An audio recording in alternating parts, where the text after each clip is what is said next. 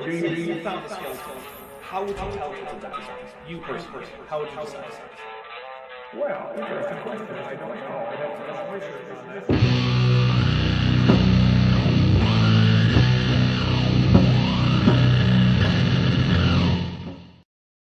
Hey everybody, welcome to Dapper Reacts 42. How are people still buying this? And this is in reference to, like Noah's Ark being a literal thing that happened, which it's not. But that's okay. Vishanti, how are you? I'm glad that we finally figured out the answer to life, the universe, and everything. Yeah, that is pretty nice. So got a couple things to read here real quick. DM Luca was a trilobite confirmed wing for $2 says, let's not forget people believe the earth is hollow. Yeah, they do. That's true. Well, I mean, where else are the kaiju supposed to live? Good point. They have to live in that place where the blues are way too saturated, and so like clips through the camera and something. That was one of my few yeah, the Godzilla vs. Kong movie. I like the human stuff was kind of lame, which it usually is in those movies, so whatever. The kaiju fights were great, but like the Hollow Earth bit, I was like, why are you doing this weird camera effect that just kind of looks bad? And yeah, just reasons. They just are. Okay, cool. But hey, you guys aren't here to have us talk about kaiju movies. Also, Fear Bathynomus Trilobitis manga, there you go. Who's been a member for 11 months, is at the tetrapod level, says Godzilla's first, so we'll take a drink for Godzilla. Oh, that's right, we're drinking today. Woo! Says, PSA, don't waste your Tuesday, time man. with Ahsoka. All right, I'm still feeling the hyper stupid from Tuesday's stream, so I have no idea how this is gonna go. Tuesday was so dumb. We almost went plaid. I was honestly getting upset. Normally I don't in these, right? Because I'm just used to it. But that was just so aggressively stupid. If you don't know what we're talking about, go watch the last Kent with Ben. It was wow. And Goopdo3 says, congrats on the funny number. Thank you very much. That's for $2.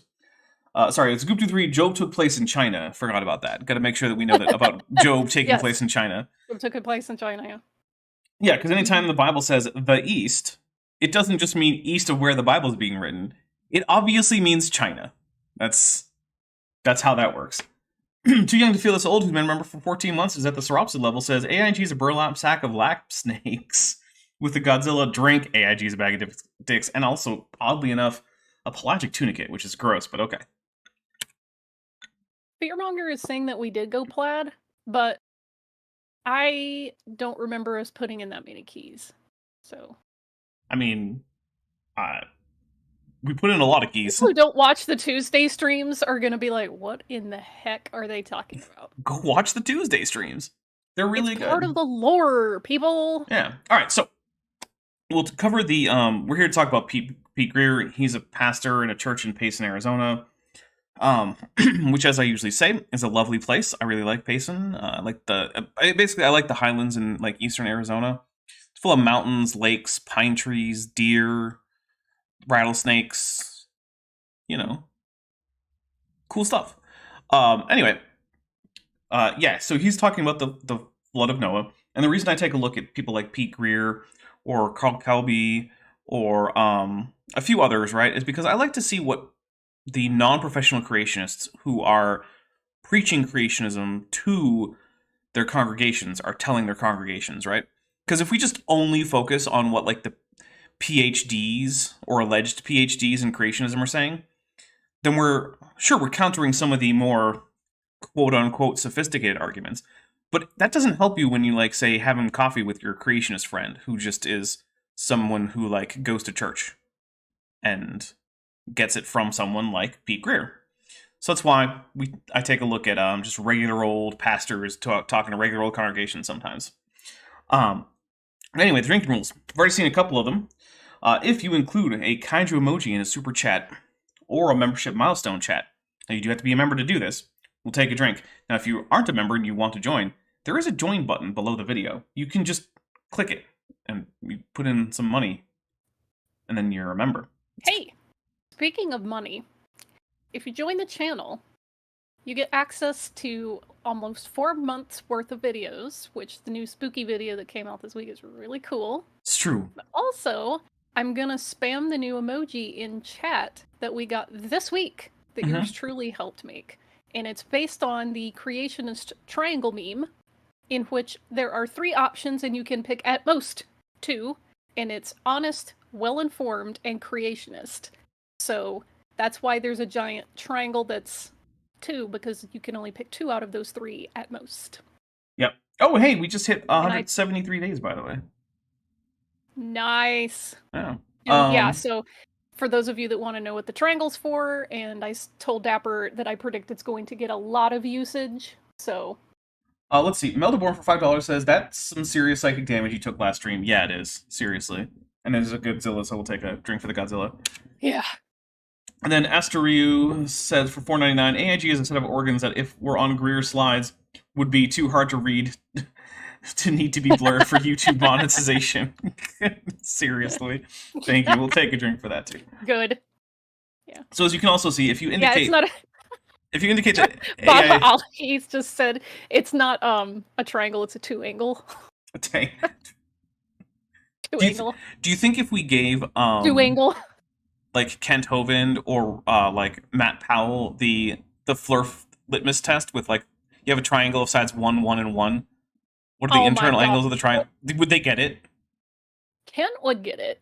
I don't know if Matt Powell would immediately. Okay.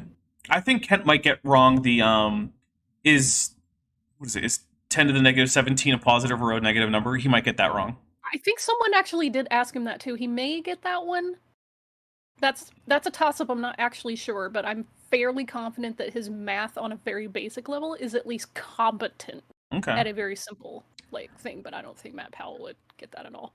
DM Luca was a trilobite confirmed wing says, or you can be Almondo and pick 1. Yeah, that's also an option. Almondo's not the only one who picked 1. He can pick creationist, and that's it. Yeah. He can't pick well-informed, and he can't pick honest. Not when you're a plagiarist, you can't pick honest. Come on, man. But, Dapper, I was assured that he checked with the copyright.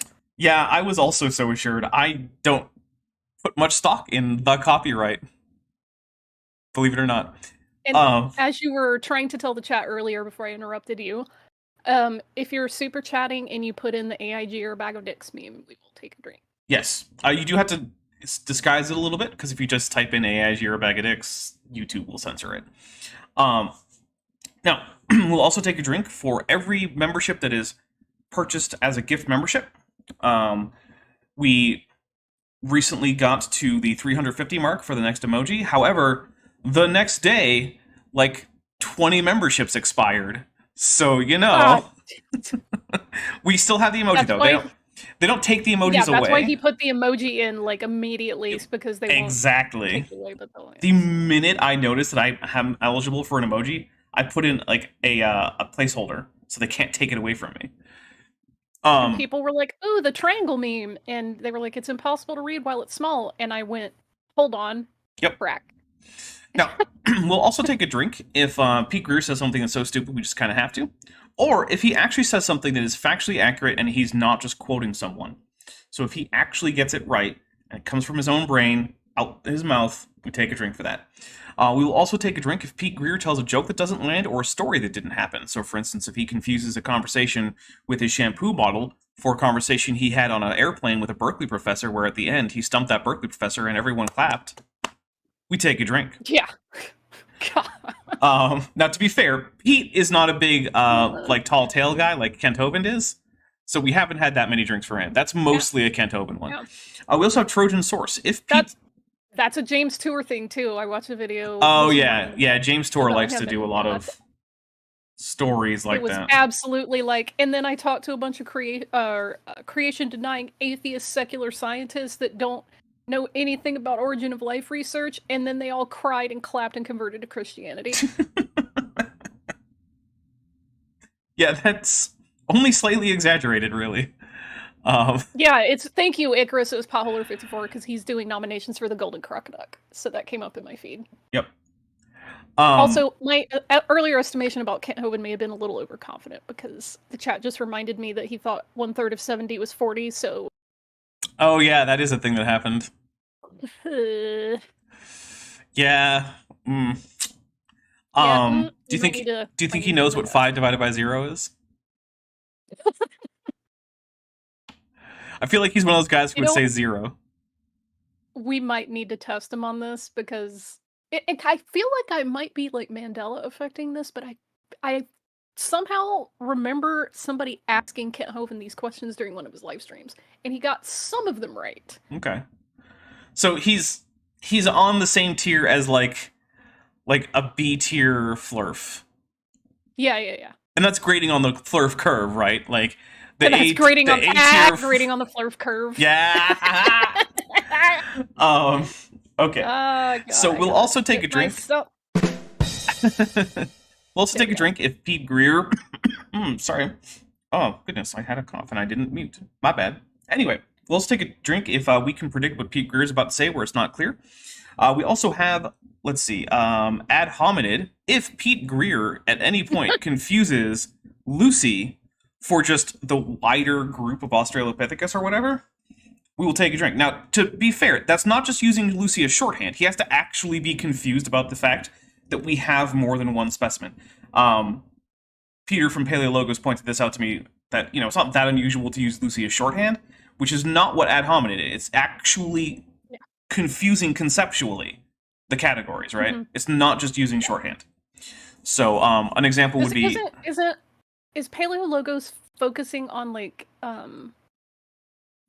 anthropology, or is he in a different field like chemistry? He focuses on hominins, but being a young Earth creationist, I don't know how he would term that, because I'm pretty sure that calling it paleoanthropology is something he would object to, because he doesn't think the subjects of his study are necessarily human or connected to humans. For some reason I couldn't remember what field he had gone into, so yeah. Okay. Pillowpunk, the apeist Apeistivist says, at least Pete doesn't sound like he should be doing an ad for a turbo encabulator like some other creationists. Become a member to learn more. Yeah, seriously. They really should hire Carl Baugh to do the... Actually, you know what? They just came out with the hyper encabulator a few years ago. Yeah, if you thought turbo encabulation was a pretty big deal for industry, wait till you get to hyper encabulation. I didn't think that I would be making my little emoji face right there so soon in the stream, but here we are. Let's see. We'll also take a drink for Trojan Source. If Pete Greer cites a source, and rather than not supporting him, which creationist sources almost always fail to support, if instead it actively contradicts, we take a drink. Which actually, I feel like the fact that the sources really never support them, isn't that also one of the laws of Flurf? Whenever a Flurf cites a source, it will never support them. Yeah, pretty much. It's basically the same thing for your 8 inches per mile squared, and they just refuse to accept that if you graph that out fully, it's a parabola. Yeah, which Earth is not a parabola. No, I mean they also don't know when to apply it, right? Because it's supposed to be for vertical drop, but then they'll use it for amount hidden, and it's those are not the same thing. Vertical drop and amount hidden don't equal each other. It's an approximation for vertical drop. You can't use it as an approximation for amount hidden because it's not the same. Because for distances up to a few miles, or 10 or 12 miles, 8 inches per mile squared isn't going to do you too wrong if you're using it correctly. Anyway, let's get some Pete in here. I'm thirsty. This is called a Polystrate fossil. Mm-hmm. Notice the number of layers it goes through. So we're looking at about maybe a 15-foot high section. So I know that we talked about this before because this isn't the first time Pete has gone over this. First, we're going to take a drink because that's not a polystrate fossil. That's an upright fossil.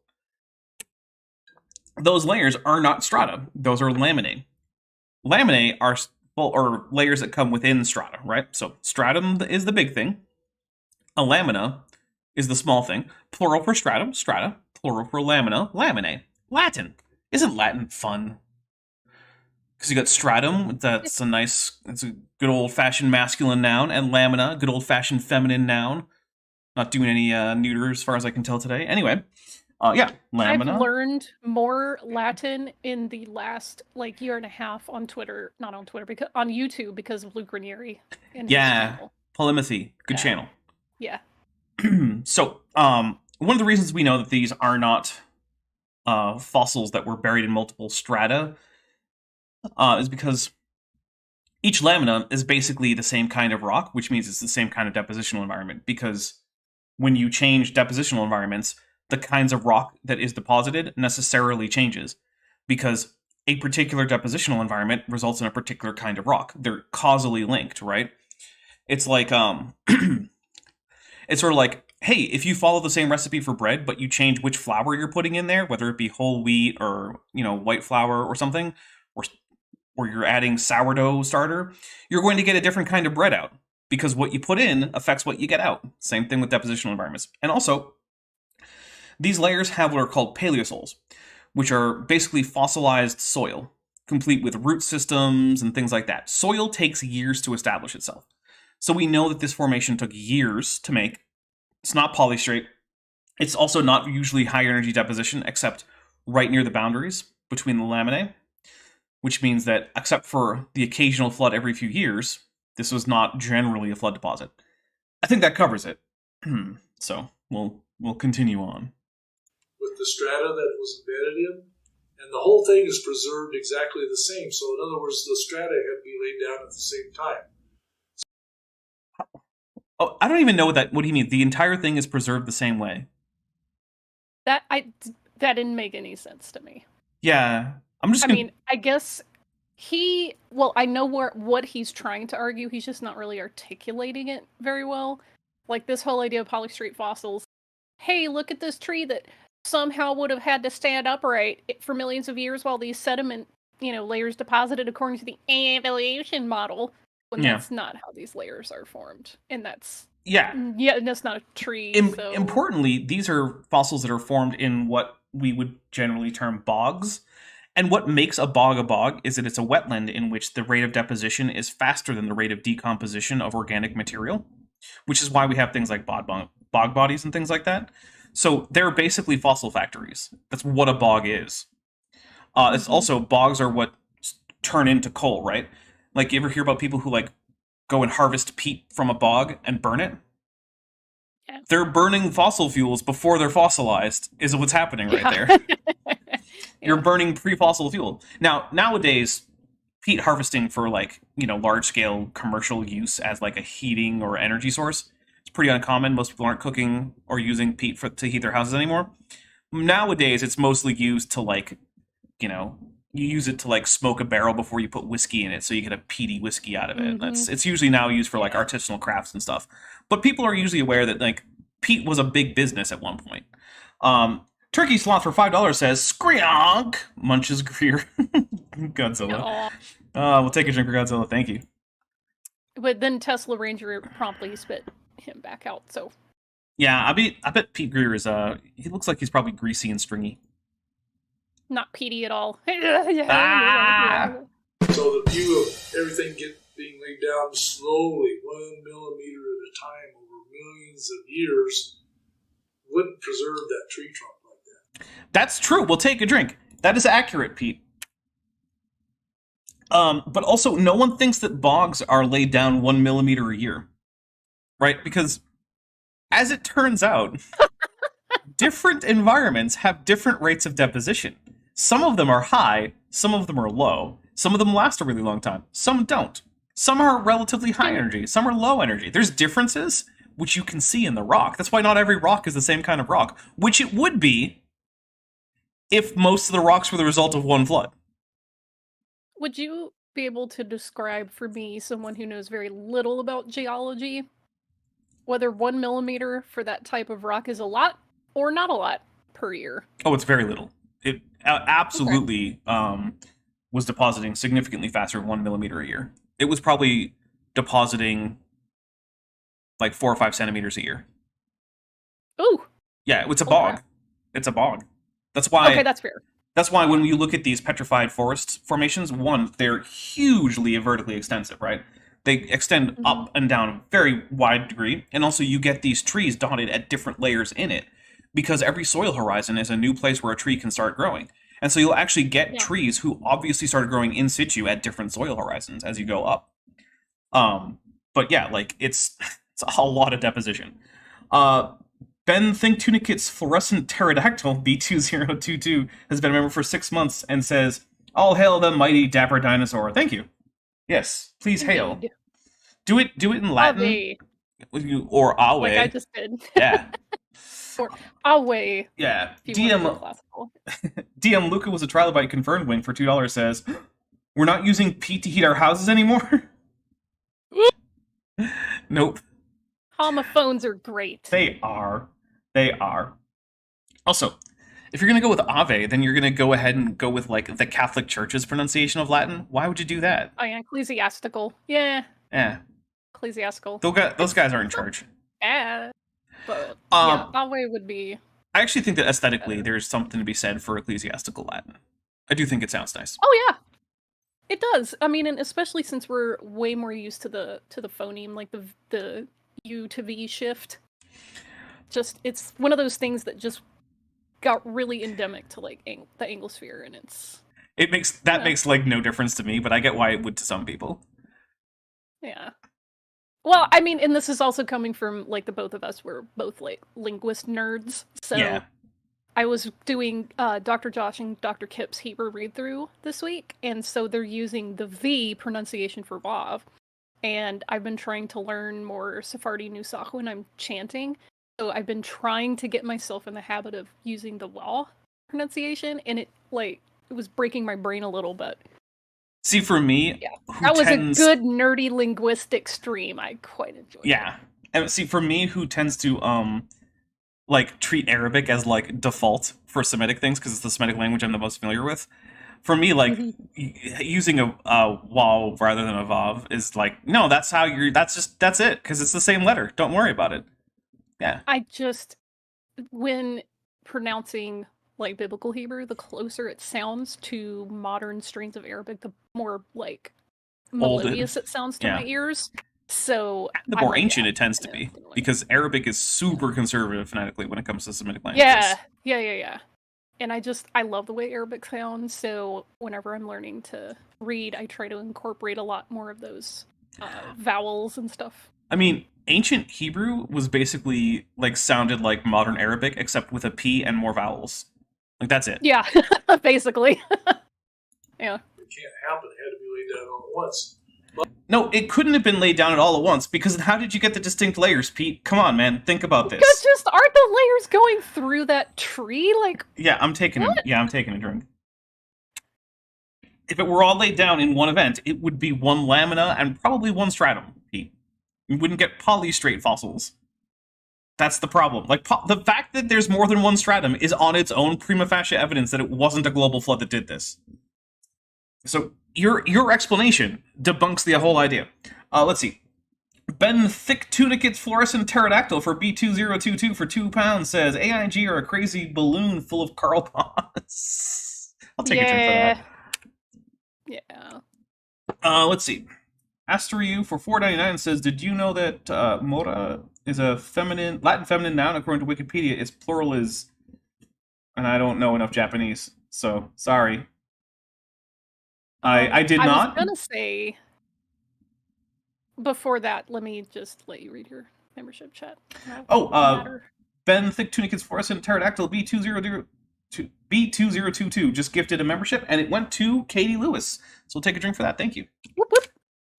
And I was gonna say, in response to Jacques Polymer, says a Jewish hail to Al Oive, and I do want to note that Jews in Arab countries use Allah for God, so as do Christians who speak Arabic. Yeah. Yep. So this idea, like, it's a personal name and you can't use it or else you're going to be Muslim. Like, no, that's not how language works. Yeah, I sang in a Arabic. Well, I sang in the choir for an Arabic church for a while. I'm gonna say it wasn't an Arabic choir because, for one thing, I was there. But yeah, we frequently sang in Arabic, and yeah. Allah was one of the more frequent use names for God. Although some of the hymns were actually old enough that it used Al-Ilah, which is a more generic, like, the God. Oh, wow!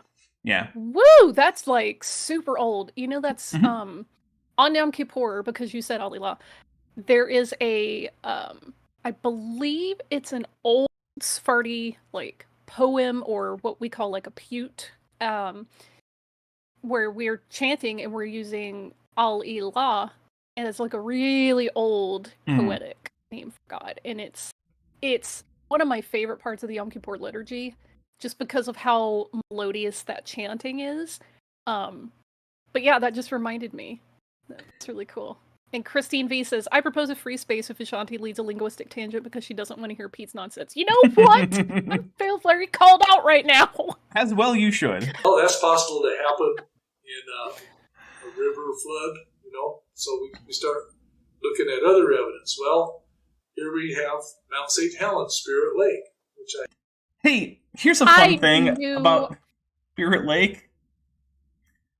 It's not going to have soil horizons, Pete. It's not going to have soil horizons. So, also, you'll notice that you stole that graphic from Kent Hovind. yeah. You'll also notice that these logs don't have root systems. The polystrate trees at creation, or the supposedly polystrate trees that creationists like to point to, do. They clearly grew in situ, whereas these didn't. So it is true that this is going to result in upright fossils. But it's not the same thing as the other fossils he was showing us, and neither case supports a flood. Because I'll also point out that Mount Rainier, was it a flood? Or was it a volcano? I don't remember. Oh, I wasn't paying attention. I was responding to a chat. Oh, Sorry. when the whole Mount Rainier thing happened, was that a flood or a volcano? Help me remember. That was a... I don't remember. Sorry. You don't remember if Mount Rainier was a flood or a volcano? The mountain or an event associated with it? Both. Okay, well, I know it's a freaking, volcanic mountain, but it's not like, oh, hey, remember this flood that happened near this mountain, so they, you could have been referring to a separate thing. No, it was a volcano. Excuse me. That blew up. Not like, oh, when you say Mount St. Helens, everyone knows that you are referring to the explosion and then the subsequent, flooding of Spirit Lake. So, you know what? Shut up. I had in the presentation last week, I have a little bit about this. There's the logs. There was 1 million logs that went to the lake. There's about 400,000. Savage Glyptodont trilobites, Cobra. Glyptodont trilobites. For $2 says, question, was that big German? Was that big German? Shifting the U's to V's? Oh, by big German? Yeah, that could be. That's what I'm going to go with. Actually... Okay, but was it a lot of Germans? Or was it one single big German? Like a giant German? That's deep cut. Actually, I do think that the fact that, leading to High German, the W's in Germanic went to V's, is probably not coincidental that also became the default Ashkenazi pronunciation for the letter. Mm-hmm. People who were speaking High German. So, where Yiddish it basically is probably Big German that the Hebrew letter that was typically a W sound became a V sound. As it also happened in the language those people were speaking in their everyday life. Yiddish and High German are very... Yeah, well, I mean, Yiddish and Modern German... Old High German. Yeah, Yiddish and Modern German both descend from Old High German. Mm-hmm. And they... Just before they sink, they always go vertical, and then they sink, not always, most of the time, go vertical and sink to the bottom. Over the course of time, the sediments fill the lake, and the bottom of the lake keeps getting higher, and the trees keep getting higher. So it starts looking like the diagram. Yeah, except, without the soil horizons or the in-situ roots and whatnot, but details, right? Science isn't about details. Science is about eyeballing it and big picture. That's it. Him stealing Kent Hovind slides, just, oh my god. We'll take a drink for the blatant plagiarism. He was not checked by the copyright. No, not at all. Per se. One word. Sunk first, that are deeper in the sedimentary layers, and others that are up, and some are still sinking what today. Sedimentary layers? It's one layer, bro. Well, it's going to be different, varves, right? Because there's going to be annual deposition in the lake. So those are layers, technically. They're not strata, because remember, Pete doesn't know what a lamina is, right? He just thinks that if there's layers in rocks, that means there's strata.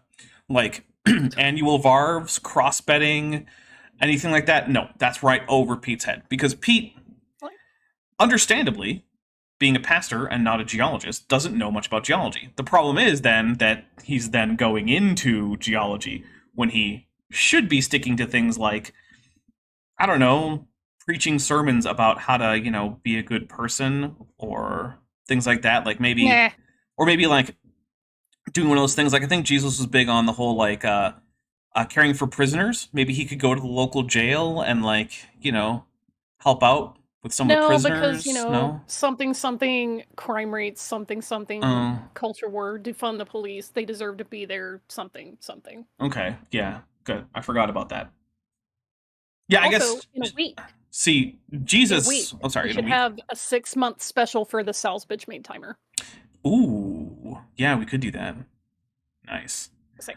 Yeah, like when Jesus was like, you know, to go help the prisoner, he didn't realize that you know, there was going to be a crime rate in the future, and so that would cancel that out. It looks like the crime rate start. Yeah, the crime rate actually started in 1842. Yeah. Oh, wait. Okay. Mm-hmm. Yeah. That over in Specimen Ridge in Yellowstone, they say over millions of years, all these different forests existed, and then that's what Specimen Ridge is. We're saying, well, no, look at Mount St. Helens. Had said that Varve won a game of Scrabble for them recently. Yeah, that's a really good Scrabble word, Varve, V-A-R-V-E. Ooh. Yeah. Thank you. Yeah, really good Scrabble word. I'm not the greatest at Scrabble, but I did start playing it recently because Discord has its own little knockoff version of it. Oh yeah, we should play. I'm always looking, and he's saying, listen, audience, he's saying, oh yeah, we should totally play because he knows that he will destroy me in Scrabble. I only did it 4 times in a row that one time. 35 years we've Loading watched is this rude. house. 35 years. It doesn't take millions of years to form a polystrate, to form this type of a fossil. Yes, congratulations, it's true. There are fossils that form relatively rapidly, which has never been in dispute. The problem is, it is easy to identify rapid processes in nature, right? They're all over the place. That's not the problem for young Earth creationism. The problem isn't that there are no rapid processes. The problem is that there are processes which are not rapid and that need to be accounted for, right? So if you're like, oh, well, look, here's a way that fossils can form in 3 minutes, even if it's going to be something that you can find plausibly in nature, and I'll just say, okay, and? What? So? It doesn't help. You, like, how are you going to explain this, like, 300 meters of solid coral that have formed into a mountain in Texas? Where are you going to get that from? So, yeah. And we see how they can be preserved all at once because it happens rapidly. Oh, I forgot to bring my fossils. This is the one that always reminds me of that. I like how he says ripple marks at a beach and it's just a white screen as far as we can tell. Good job, Pete. Like, do they know that digital cameras, which is what you can tell this is shot on because there's like digital artifacts, but like they know that there's color correction and like exposure settings on digital video cameras, right? They might know that they're there, but they don't know how to tweak them or any of that. Turkey Sloth for $2 says, apparently you missed an audio trigger, Dapper. I did? Sorry. Take a drink for the Godzilla. Oh, I didn't say that if Godzilla or Mothra come by audibly that we take a drink, but it is true. Oh, that's right. Okay. Yeah. Yep. Thank you. Which I literally can never hear. So yeah, that's because like Discord is set up with pretty aggressive sound canceling that is not the same sound canceling as is on the OBS. So like they hear a different version of me than you do. Yeah. And Luca was a trial by wing. Says I would pay to see Fish and Dapper Dinosaur play Drunken Scrabble. Homie, he whips my ass when we're sober. And you want to give me a friggin' nah. No. You want to put me at even more disadvantage? I think not. What if I'm the one who has to drink? You and I both know that your linguistic capacity does not diminish with alcohol intake. Yeah, but my ability to choose which language to speak in does. Yeah, but somehow you know all of the words that are technically other languages that Scrabble still recognizes. Yeah, there So is that. even if you were to switch over, it would still like put me at a disadvantage. So yeah, no, ain't down with that. I have a great I fossil. have more training to do. Just get the Scrabble dictionary and start memorizing. Dude, I actually play sometimes against computers and try to like develop, good vocabulary bases, and I have like a list of less used words, so if I'm ever in like a pinch. But I'm still not that great. A certain elevation all over the tunnel. There was, in evolution spleen, we were covered by C1, so it doesn't disturb the Okay, Pete, I need you to understand something about ripple marks, right? There is a certain amount of depth that you can allow for with ripple marks of a certain height, right? So, for instance, we have gigantic ripple marks that are so big that you need to be in an airplane to recognize them as such in certain places, right? Notably the Scablands in Washington. And that is the result of a catastrophic flood. But in order to get ripple marks that big, you need catastrophic flooding that big. Most of the fossil marks that we get are consistent with just, like the ocean in a shallow sea and not a giant catastrophic flood, right? If you have ripple marks and they're the same size as the ripple marks that you get at the beach, then that's how they formed. And you can't form that kind of ripple marks under a giant flood. Yeah, and I was going to say, aren't there certain fossils that are only deposited in calm water and not mudslides? So not fossils specifically, but there are certain kinds of rocks that can only be deposited in calm water. Hypothetically, a fossil of any type could deposit in any energy of water. Although, if you wanted to get a mass of fossils that are very, very small, the mass of them together as a single solid thing, like organic limestone, that couldn't happen in a flood. But you could get, like, individual lime fossil or limey fossils in a flood. So, like, it's a little bit more nuanced than that. But yeah, basically, yeah, there are definitely certain rocks and types of fossil-bearing strata that cannot form in a flood. It's just awesome to see this all over the tunnel. Not that thick layer of sandstone with these ripples. Do you think he knows how Himalayan pink salt is formed? No. I guarantee you he doesn't. Yeah. But also, Pete, if your ripple marks are only a few inches tall, that means that puts a cap on how deep the water could be. Right? It can't be that much deeper than those few inches. Because, like, it's not a completely linear scale, but, like, yeah, ripples increase in size as the water increases. That's why we can recognize the ripple marks in the Scablands as the result of a catastrophic flood unlike anything we've seen in recorded history. But we can't use that to, say, look at, like, I don't know, ripple marks at the top of, like, the Bright Angel Shale in the Grand Canyon, which I don't actually remember if those have ripple marks. Don't at me. I'm just using an example of a ocean-deposited sedimentary layer on land. But yeah, you can't use that to say that those are from a flood. Captain Ryan Ryder says, aren't Polystrate fossils just from the Carboniferous, mainly lycopod trees? I do know Polystrate fossils. I do not know Polystrate fossils from other periods. So first, they aren't technically Polystrate, because none of them are. But there are other claimed ones. I've seen a claim that a whale was a Polystrate whale, when in fact it was actually just in sediment that had been uplifted, so that it was, like, slanted. Oh, right. Yeah, I remember that.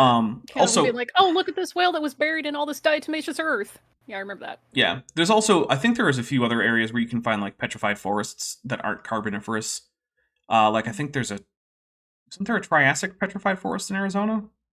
I'd have to double check. I don't know. Like, I think there's some petrified forests that have some similar stuff associated with, like, the Chin Lake Formation in Arizona and New Mexico, but I would have to really look back into that. And the Chin Lake Formation is a Triassic formation. It's where you find Arizonosaurus, which is a real genus and is not a dinosaur, by the way. So it's a sail-backed pseudosuchian. Well, yeah, no, he would just call it a dinosaur. He wouldn't know. Yeah. Yeah. If it's big and extinct and scaly, Ken's going to call it a dinosaur. Those are the only criteria he seems to have. Preserved it. You'd see it when I'm walking down a drain or dry wash, and it's been eroded away by rain, and you'll see these little sections. And one day I found one I could kind of break off and keep. Oh no! By the way, if you're in a national park in the United States, it is illegal to collect rocks unless you have a specific research license to do so.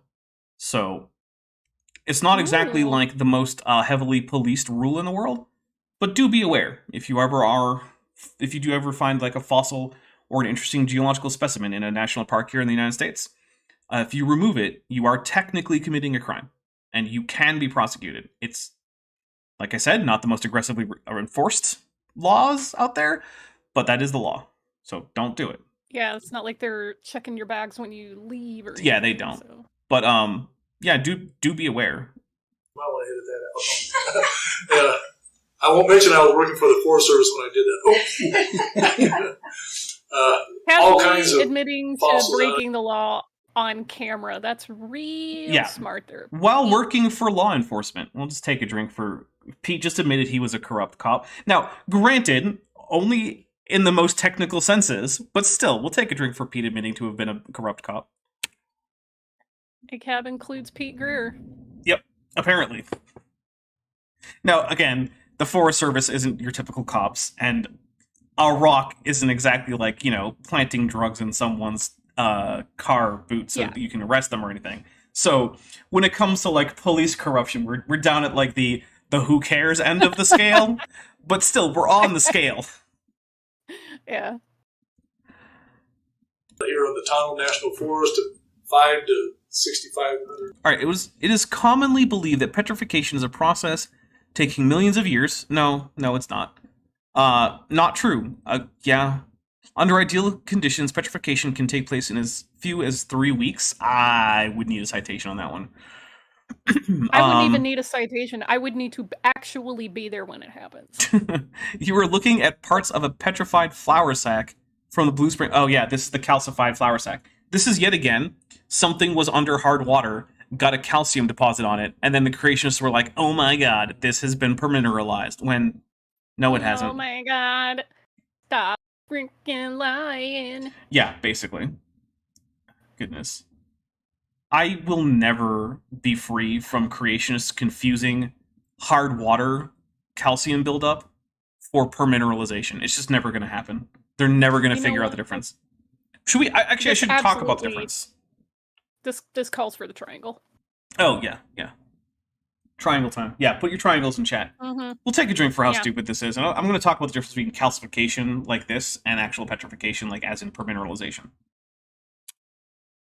Alright, so in permineralization, you have minerals that are washing into the thing being preserved, and they're starting to replace the original organic material, right? So like you have a bone, and the bone is hydroxyapatite, which is a calcium-rich kind of biomineral.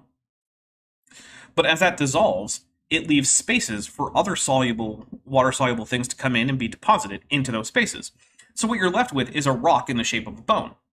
With this calcification, it's basically the same thing that happens if you have hard water and you don't clean off your tap often enough, right? Like you get that ring of like white, crusty stuff. That's almost all calcium. That's what's happened to this. This has been under hard water for a while, and calcium was deposited on it. Now, just like with your sink, or your tap, right?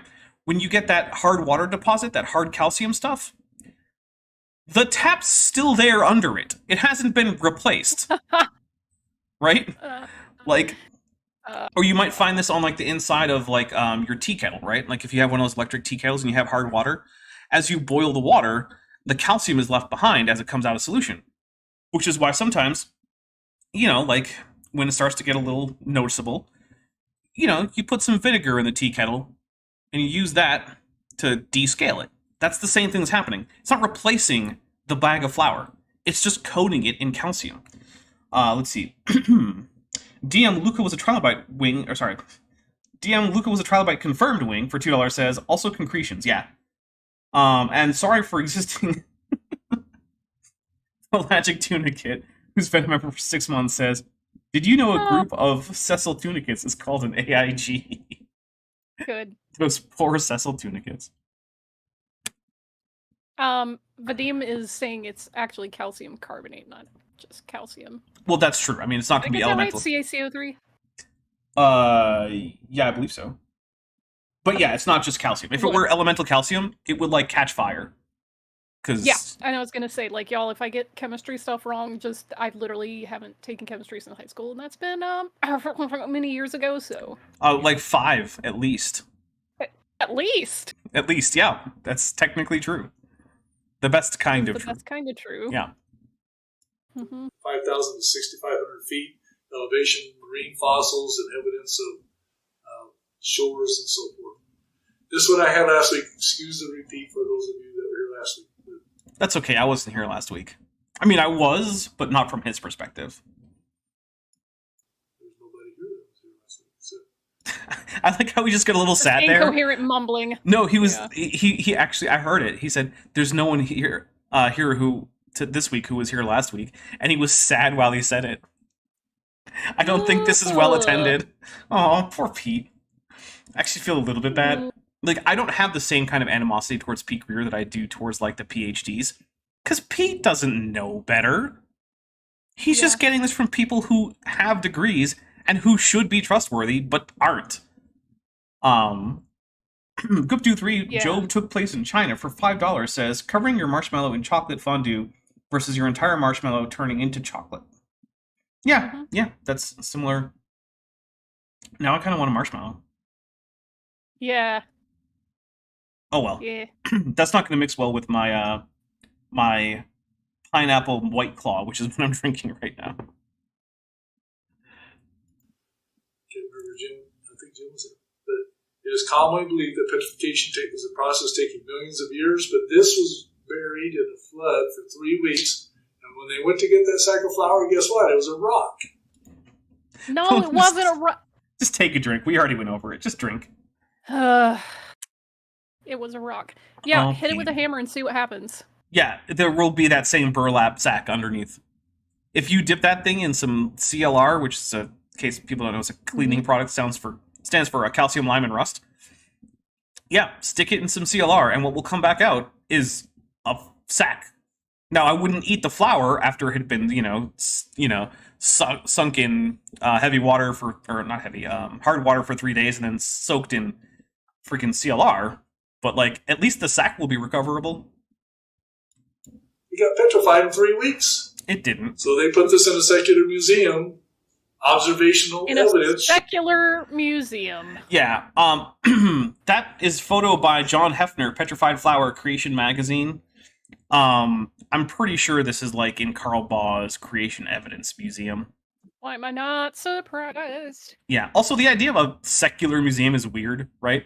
Because that just means like a museum that isn't owned by like a church, which should be most museums. Not all museums, right? Like it's fine to have a church museum, but like it's just weird. Because so weird. Technically, under the more strict definition of secular versus non-secular or sacred, the Creation Museum in Kentucky that Ken Hammond owns is technically a secular museum because it is not owned it is not technically owned by a church. Well, told him it doesn't take millions of years to fossilize something. Yeah, as Vadim Slamovsky-Redchenko says, heavy water can also be hard. That's true, but I don't think this was soaking in heavy water because there isn't that much heavy water, and it doesn't just kind of naturally occur in any concentrations of note. So, Rick Oliver, the guy who I traveled with in 2010, can petrify things within a day in his laboratory. You just gotta have the right. Hey, here's a fun thing. The fact that humans can do something in some amount of time doesn't demonstrate that's how long it takes in nature to do the same thing, right? Like, if you use really weird and artificial conditions, you can grow diamonds in a few weeks inside a diamond like growth chamber. But you have to expose everything to purity concentrations that don't typically occur in nature, as well as temperatures and pressures that don't typically occur in nature. So, yeah. The fact that humans can do something fast doesn't mean nature can. It just means that humans can do better than nature in some circumstances, which we've known for a very long time. I just hate that younger creationists try to use that as justification for ignoring lab-tested stuff like Origin of Life research. They're like, well, just because you did in a lab doesn't mean it happened in real life. Well, yeah, that's another thing. Is Like, creationists oh my will they love to have double standards when it comes to lab stuff, right?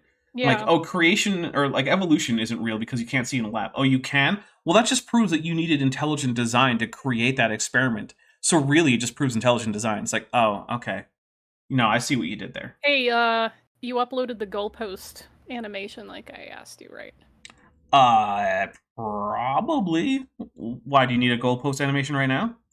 I mean, we were just talking about it. Let me see if I can find it. Glorios. That's not it. There we go. This is probably it. I'll put it in the center here. Creationists moving that goalpost. Yup. Mm-hmm. Yeah. So, Fits of Intercontinental Ballistic Volcano Rage for $2 says, AIG is a tank full of hard water. Take a drink with that. Nice. Turkey Sloth is asking if there's any more Gish with Fish planned, or if Dwayne's content played out. It's not that we're not planning any, it's just that it's really hard to find not garbage quality Gish clips. There's just not that many. Because in his heyday, people weren't recording as prolifically as they are now. So trying to find clips of Dwayne Gish to debunk. Yeah. It's just difficult. So.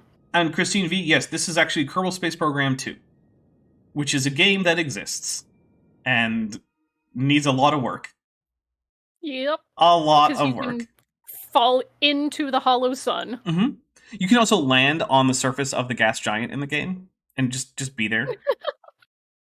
Yeah, it's Oh, I love that. yeah. It's great. You can drive a rover around on the surface of the gas giant. It's actually a really easy place to drive a rover because it's perfectly smooth. It's a perfectly smooth sphere. Amazing. So, yeah, which is also like the size of confirmed. Thanks, Kerbal. right. Let's see. Ben Thick Tunicate's Fluorescent Pterodactyl B2022 for £2 says, oh yeah, it's a creation's moving the goalpost. I get it, because it's a goal for what everyone else calls football. Yeah. Conditions. So highly mineralized water and pressure from having deep water and so forth speeds up the process. If it can happen here in 3 weeks, which it didn't. We don't have to believe it takes millions of years for things to petrify. Which you don't. So here, that's one of the other things, right? We'll take a drink for this because this is just a weird straw man, and I don't get why it's made. Here's the drink. Well, it can't happen in 3 minutes. Oh yeah, so it takes millions of years. Like, no, it could take a few thousand. What the fuck? Yeah. So the weird thing is, the reason that people say that fossils are millions of years old isn't because we think it takes millions of years for something to become a fossil, right? It's because we know when the rock around it was deposited. And you can't get a fossil in rock to be a different age than the rock itself, because how would that work, right? Like, did a fossil get injected into a stratum somehow? Like, did you have a fossil syringe and you're just going around? Maybe that's what Satan is doing, right? He's got a big fossil syringe. Oh my god. And he's pushing it into the earth to inject fossils. So, yeah, it has nothing to do with how long it takes for the animal to turn into a permineralized fossil. It has to do with the dating of the stratum, which are not based on how long the fossils took to form. Esther Ryu for $9.99 says, you know how Japanese speakers often use Jon for because the Chinese version shi also means death? AIG is also called that because their true name refers to a bone-shaped protuberance. Clever. Oh, I didn't know that. I did not know where that was going. That's clever. Yeah, I also noticed a weird thing, a little off topic. Power Rangers really doesn't like the word die or death or kill, but a number of names have gone over from Japanese into Power Rangers, preserving the shi element, meaning death, because apparently no one cares if they say it in Japanese. Yeah, so like one of the big bad evil guys for one of the seasons is just Daishi, the Great Death in Japanese. But it's like, I mean, hey. But they call him Daishi and not the Great Death, so it works. I'm like, oh, okay, cool. There you go. It's actually a pretty good villain. Actually, I like that villain. This is Oh my goodness! Drink for the calcified hat. And yeah, these are just Kent Hovind's calcification examples. If he pulls out that damn fossilized pickle, weren't we just talking about that last night? Mm-hmm. We were. And the foot in the boot. We were talking about it, after watching VHS 85? Which was a fun watch, by the way. It was. It was very good. I'm going to probably end up rewatching it again this weekend. It's got like a Stealth Black Phone spin-off. Yeah, I mean, it's not even really a Black Phone, like, stealth thing. It's just that people, for whatever reason, didn't connect the characters' names. Which, I get to me, it, that makes it stealth. To me. I guess... I think it's only because I'm so familiar with Scott Derrickson's work that I would have picked it up. Yeah. Not already knowing that it was there going in, just because I'm like, oh, this is whatever era Aurora, Colorado, and then you have a character mention, the dream thing. I was like, oh yeah. I probably would have gotten that even if I hadn't read the interview first. And they actually found one of these. I was out at Tunnel Natural Bridge today, and they found a hat that's made of one. I'm not sure of it, but it's in a museum. At least they're not doing what Carl Baugh would do, which is say that this hat was recovered from Cretaceous age limestone, proving that humans existed with dinosaurs. At least they're not doing that, because that's what Carl Baugh would do. In Flagstaff, they have that hat. They have the story behind it. Ah, Flagstaff. Now, it's weird because the whole region around Arizona, New Mexico, Utah it's very well known to have extremely hard water, especially the groundwater. Oh, yeah. And I mean extremely hard water.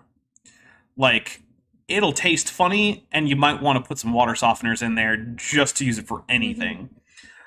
Yeah. Who could have thought that something could be calcified in such groundwater? In such mineral-rich groundwater. Yeah. It laid down there for a few decades. I think it was 50 years about. Ink Boy, who's been a member for 18 months and is at the amniote level, says, how many fossilized pickles will he show? Only one? A few? A bunch of them packaged into a bag, also better known as an AIG? Good. Nice. Take a drink. Okay. All right, we're going to get a little bit more Pete in, and we're going to take a quick break, and we'll be right back. And this one was there for 50 years. It might be the same hat. So it calcified in 50 years. You got it right. It calcified. It didn't petrify, Pete. Just now learn that those words aren't synonymous, and we'll be fine. We'll take that drink. Good job, Pete. Yep. All right, so we're going to take a quick break here. You guys are going to be able to enjoy the musical stylings of Beethoven. I am pouring a blackberry White Claw into my glass here. Funny. Yeah. Look, I don't normally drink, like, White Claw's one of my go-tos, but sometimes, it's kind of lighter than beer, right? Like, it doesn't feel like I'm drinking, like, a loaf of bread. Sometimes I don't want to have, like, a loaf of bread. Yeah, it's not as heavy. Yeah. So, quite like that. This is one of those days where it's just like... It's good for day drinking. Yeah. Well, I mean, it's daytime here. It's not even 1 p.m. here. Yeah. All right, so we're going to take a quick break. We will be back in just a little bit.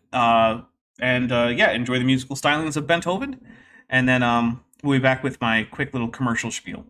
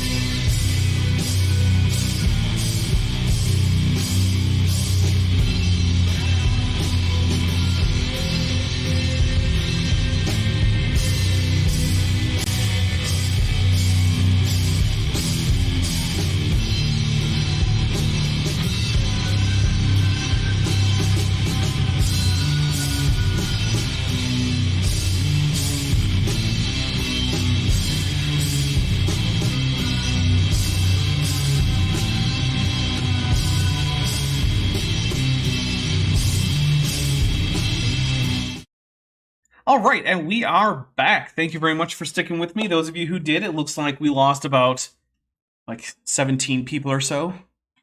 That's okay though. It happens. People, what tends to actually happen is people click away and then they come back later, a few minutes later, to check in. And that's okay. So before we get right back into it, I want to give a quick commercial. One of the things I want to say is, hey, on Tuesday, I was saying I wanted to get to 100 patrons. And right now, as of the last time I checked, which was like at the beginning of the break, I'm at 99 patrons on Patreon. Right on. So if one of you who's not currently a Patreon, or on Patreon as a patron, just comes and joins, I will be at 100 patrons, which is a wonderful round number, assuming you're using base 10, which I am. So yeah, it's less of a wonderful round number in other bases. So, you know, whatever. So yeah, feel free to check that out, because this channel is almost entirely supported through the direct help from you guys, right? Your super chats, your gifted or your gifted memberships, your purchase memberships, Patreon, all that stuff. The actual money that I make from running ads is, it's very low, right? It like covers like a week of groceries is basically what it does. Which isn't nothing, but is also not exactly, enough. So it is entirely through you guys' direct support that I am able to do this, especially at the rate where I'm, I'm premiering one scripted video a week. I have 2 streams. I make more on average than 1 video a week. Like I just put out a video, was it yesterday? For early access? Yeah. Yep. And I'm planning to have another one out before the end of next week. It's going to be the follow-up to that one. So, and yeah, so if you want to help, the Patreon and the channel memberships are great ways to do it. Like I said, I'm trying to get to 100 patrons. There's also a merch store linked in the description. There's an Amazon wish list. It has things like, you want to get me some food, there's food on there. There's books. There's a 3D printer. Lots of cool stuff. There's a new monitor because one of my monitors is starting to die, and I need a new monitor probably pretty soon. So yeah, like, and if monetary aid isn't how you want to help the channel out, but you still feel like you want to help out, make sure that you hit like, share these videos, watch a few of my videos in a row, do those things because that helps a lot. Sorry for existing pelagic tuna kit for €2. Says a little something for you because you can't Bilbo us. It's true, I can't currently Bilbo you. Too many of you have hit like for me to Bilbo you. Alright. Vishanti, are you ready for more Pete? Sure. Alright, here we go. Pete. And so it doesn't take a long time. A bell from a ship that sank in 1852, encased in solid rock. Doesn't take millions of years to form that rock. Let's look into this a little bit. Encased in solid rock.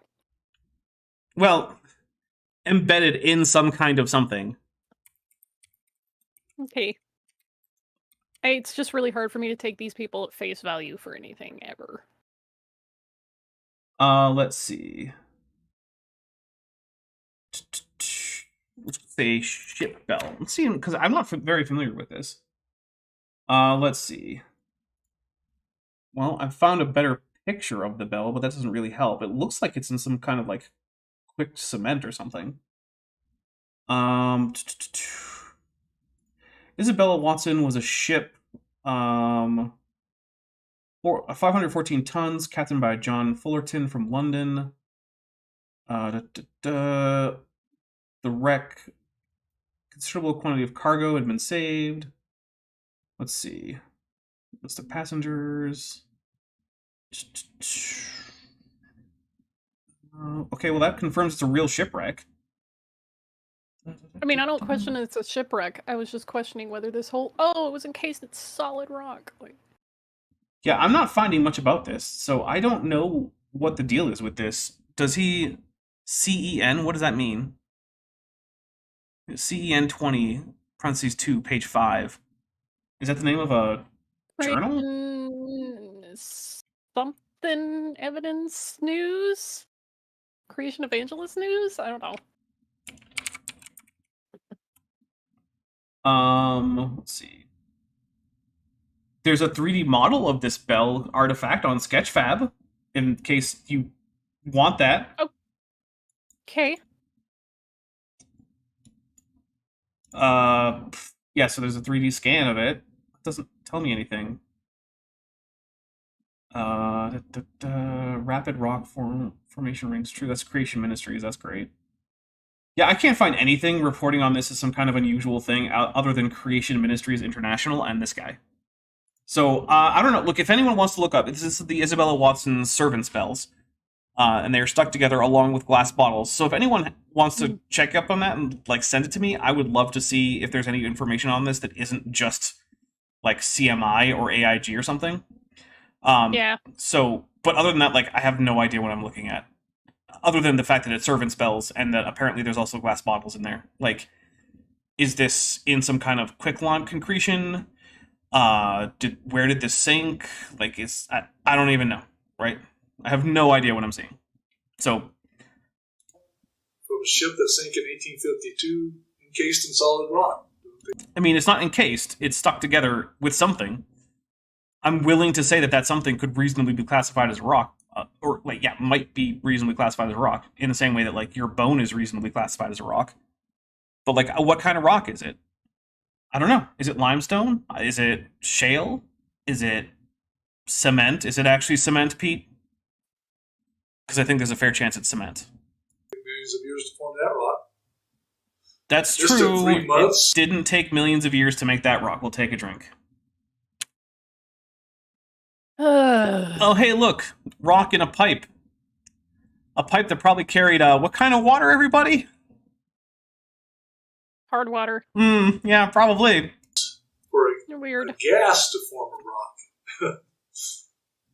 I'll tell you what, Pete. When you discover that the entirety of the geological column is actually made up of, like, calcium bicarbonate depositions from hard water floods, let me know. But I'm pretty sure a lot of it is things like sandstone and shale and mudstone and gray rock and things like that, which aren't just, you know, calcium bicarbonate depositions from hard water. So, I don't know. Okay, this is a new slide I just put on here. Is that just a bunch of people in front of a rock? Yeah. Okay. Uh-huh. Cool. This is called... I can't remember. Getting some shades of Snelling here. Yeah. In case you guys don't know, Snelling liked to put people in front of rocks that he was photographing. And then they were mysteriously in front of aspects of the rock that Snelling said didn't exist. But when you look at higher quality photos of the rock without the people, suddenly they're right there where the people were standing, which is, you know, it's a bit strange. It's a little suspicious. Yeah. Looked at that before I started. This is a rock that didn't come from this area. It was transported here. How do you transport a rock that big? I think you better have a really big flood. Or glaciers. Glaciers work too. Yep. There you go. Glacier. Problem solved. Erratic. It's called an erratic rock. Yeah. Erratics are what you get in glacier sediments. Because they pick up rocks from all over the place and transport them downhill. And you might be saying, no, Dapper, during the last glacial maximum, pretty sure that Pace in Arizona wasn't underneath a glacier. And I would say to you, you are correct, sir. However, there's this whole period of time called the Cryogenian, which has resulted in numerous erratics left in Arizona from, like, 600 million years ago. And that most of the surface rock in Arizona is, in fact, Paleozoic or older. So, yeah, there's a whole lot of Cryogenian erratics all throughout Arizona. So, there you go. Because there's no reason for it to be there. It's pretty erratic. Yeah, there's no reason except for a glacier, which I'm just going to take a drink because apparently Pete has never heard of glaciers. Savage Glyptodon Trilobites Cobra for $5 says, Hard Water sounds like the title of a Waterworld knockoff starring Kevin Sorbo. Oy. Oh, goodness. Is he going to play a caricature of an atheist? And then get mad when you call him out on it. Mm-hmm. Yeah. Diamonds. This is the rate project again that I referenced. Oh, I love the rate project. You know what my favorite thing about the rate project is? So they set out to prove that the Earth could be young scientifically, right? And their conclusion was like, well, all of the evidence is pointing towards an old Earth, but if we assume several miracles, then it doesn't have to. Okay. It's like, yeah, okay, yeah, that checks out. Well, if you want to solve the heat problem, you're going to need miracles. So, well, actually, the heat problem is actually like a side note in that. It's like a side note. Also, our flood models would melt the granitic crust of the Earth several times over, and we don't currently have a mechanism to stop that. So maybe other miracles, and that's like the conclusion of the entirety of the rate project that lasted for like a decade, and all they came up with was like, well, what if we had a bunch of miracles? mm-hmm. All right, sure, have as many miracles as you want. You're just not doing science, which you don't have to be doing science, right? Like, science isn't the only thing you can do. You can do fantasy world building, that's fine, which is what they were doing. Every time, because it just shows that diamonds that were supposed to be 1 to 2 billion years old, they found carbon-14 in all 12 of the diamonds they tested. They found What do they think diamonds are made out? Oh my god. So we'll take a few drinks before we go into the carbon-14 in diamonds thing. There are a few problems. So, most of the carbon-14 findings in diamond, right, were actually found to have radiocarbon dates that were more or less in line with the absolute oldest dates that carbon dating can give you, which, depending on machine and technique and sample, is somewhere between like 30 and 50,000 years, which is also what you get when you test nothing in the chamber, right? The reason for that is there's always going to be residual carbon-14 in the test chamber because none of them have perfect vacuum pumps that can evacuate the chamber absolutely 100% perfectly. So there's always residual carbon-14 in those test chambers, which means that when you put nothing in the chamber, you get a result that has a number attached. It just happens to be the high end of the scale. Heather Kuhn for $5 says, CaCO3 is not calcium bicarbonate. Oh, yeah, no, you're right. Yeah, it's true. It is not because it's a CO3. My bad. Turkey Sloth for $5 says, but Dapper, the cryogenian didn't happen according to this bag of dicks and others like it. And the bag of dicks, of course, is labeled AIG, so we'll take a drink. Yeah, you're right. Look, I am not a chemistry guy. It's true. Actually, the other day, I had to look up Avogadro's number, and it felt really weird. Avocado's number?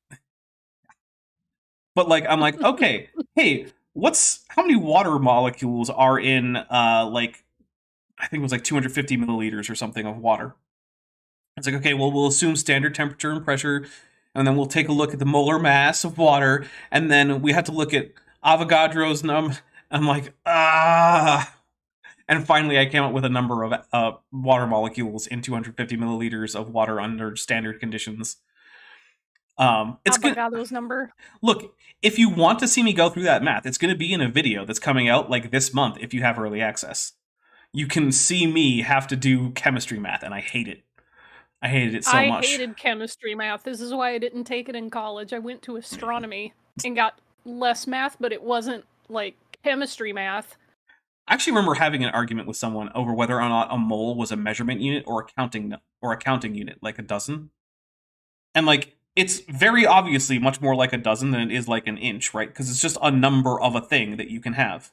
Yeah. It's 6.02 something times 10 to the 23rd or something like that. It's a number. I don't remember. I intentionally erased that from my brain because it just gave me hell. Well, I mean, I looked it up yesterday, so and even then, I'm like, or is it to the 20 something? I don't know. I don't remember it. Oh, right, the other carbon-14 thing, right? So there have been some studies that came back with something that is not simply pegged high on the carbon-14 radiometric dating scale. But in those tests, they weren't testing directly for carbon-14 with spectrometry. See, carbon-14 normally decays via beta decay. And if you have, as a test subject, something that you're not likely to have anything undergoing beta decay besides carbon-14, well, then it makes sense you can just use beta decay as a proxy for concentration of carbon-14.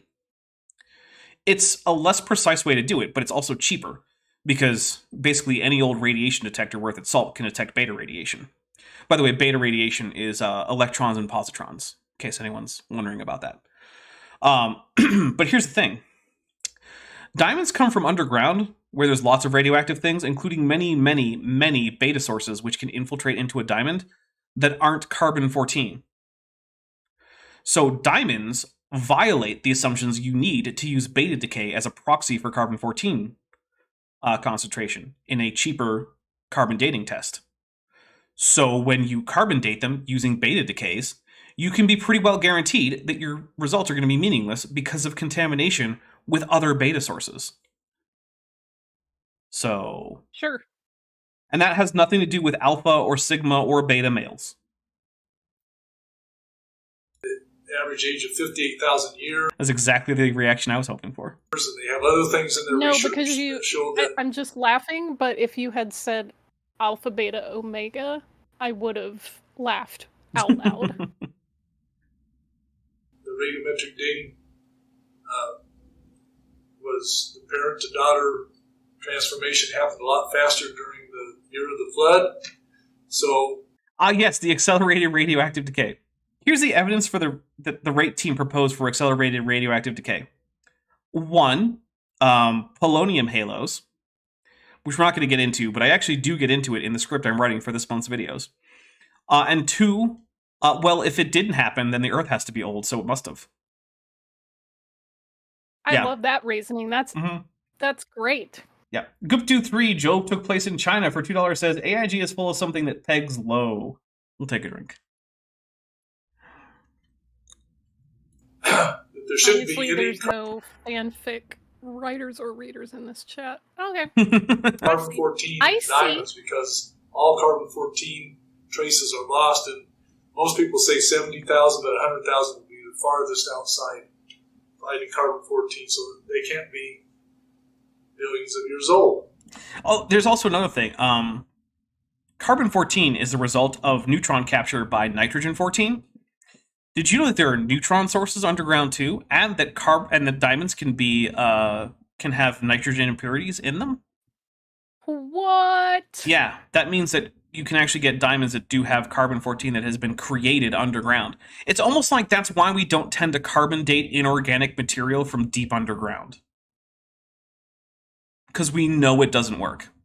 And then creationists are like, aha, well, you see, if I use this yardstick to actually measure the width of a proton, then it shows that protons don't exist because I can't use the yardstick to measure it.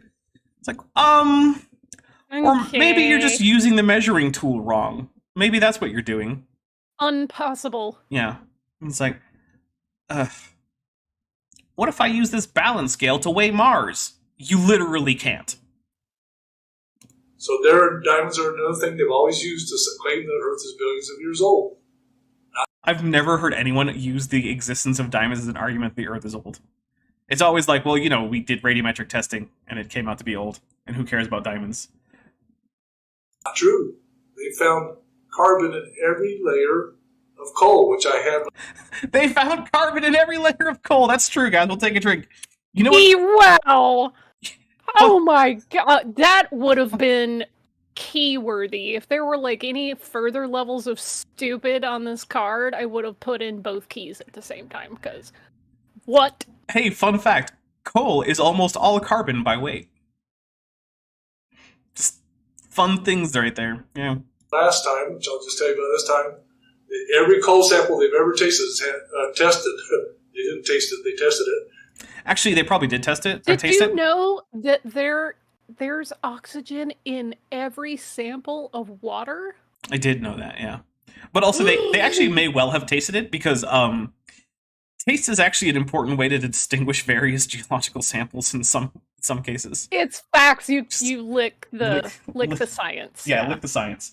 That actually happened in the collab video I did with Fossil Daddy, where I was like, lick the science, and he cuts to a video of him licking one of the fossils.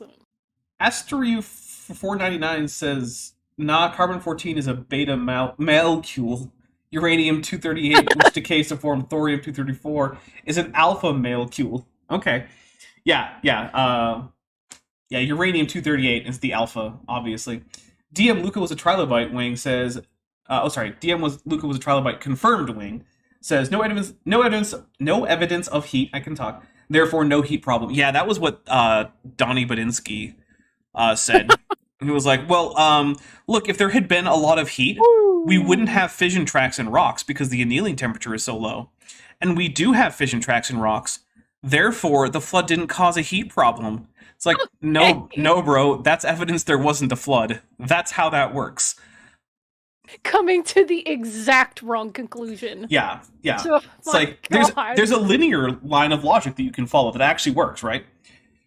Then there's this circular line of logic that you could follow to get to the opposite conclusion. And what does Donnie do? Heat. Yeah, Donnie just takes that circle. God.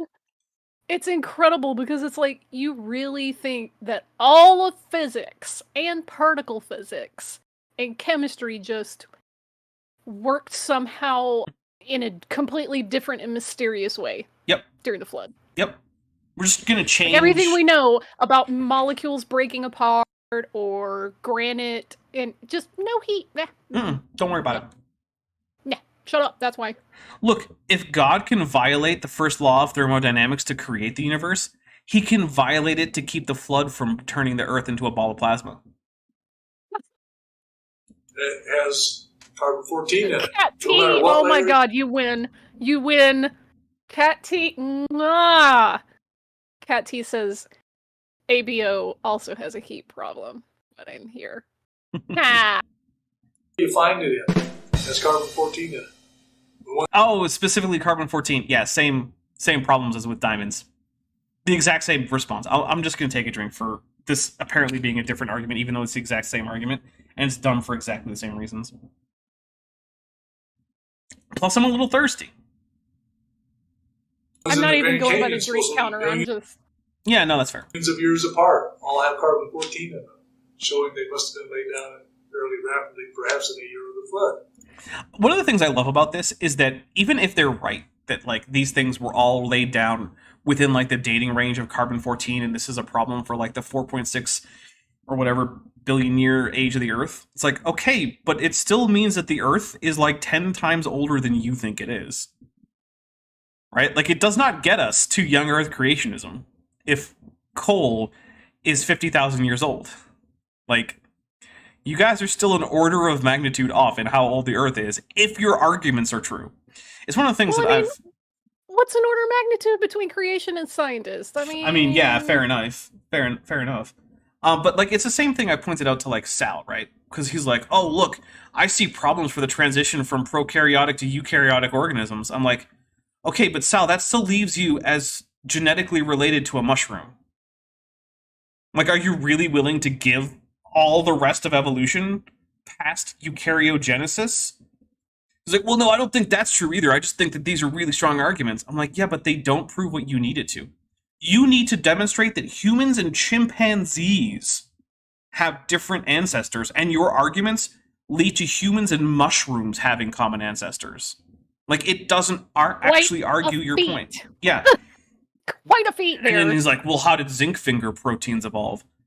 I'm like, I don't know, Sal, but guess what? They're common to a whole lot more organisms than you think are ancestrally related, so it doesn't matter. We can't get to your position from your arguments. And he doesn't seem to care, which is an interesting... Of course.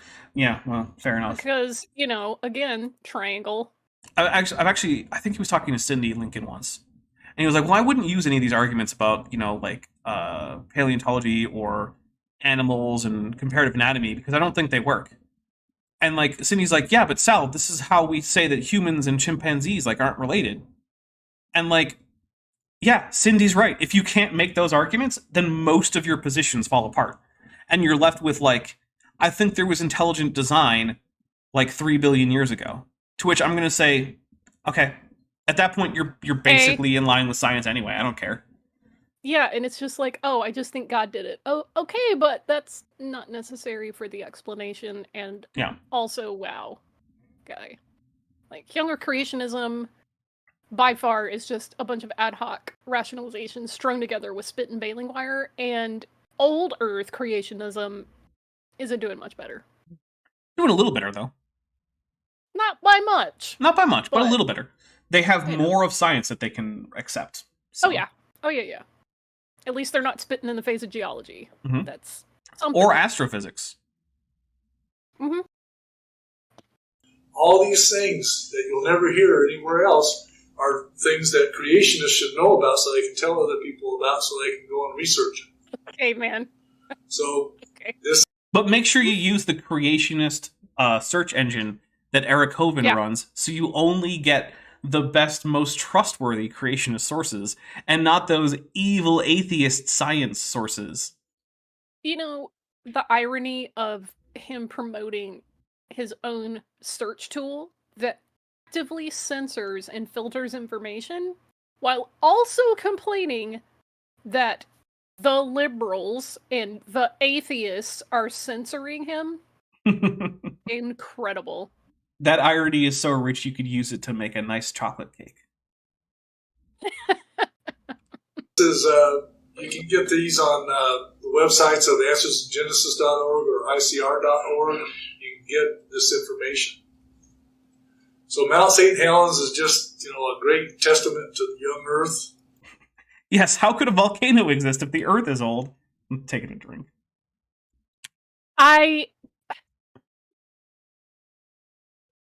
Did you have a follow-up? How can volcanoes exist if the Earth is old? Mm-hmm. What? Look, he's actually going to talk about things like the rapid deposition of tuff, and we'll get into it, but... Erupted in May 1980, made a canyon 1/40th the size of the Grand Canyon. I mean, it's more of a gorge than a canyon, but okay. Yeah. Not on the eruption. It was later. There was water. Oh that my God, was, Dapper. Robert Adsit just said, cake, delicious lying cake. And then I realized the cake is a lie. Mm-hmm. The actual cake Yeah, is a lie. it's true. Yeah. dammed up and it broke loose and it came down. These sedimentary layers had been laid down over the course of a few months.